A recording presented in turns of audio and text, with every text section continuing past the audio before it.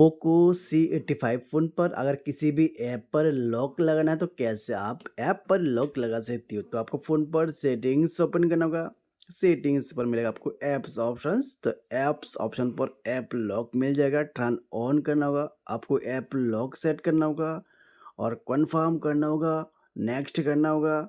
App lock sign पर आपको note now करना होगा, फिर से आपको नोट नाउ करना होगा। तो यूज़ ऐप लॉक पर प्रेस करना होगा। फिंगरप्रिंट अगर आपको ऐड करना है तो सेटिंग्स पर प्रेस करके आपको ऐड करना होगा। अगर नहीं करना आपको कैंसिल करना होगा। तो कुछ ऐप्स लॉक ऐप्स ऑन रहेगा और इधर से किसी भी ऐप को आपको लॉक नहीं करना तो आप ऑफ कर सकती हो।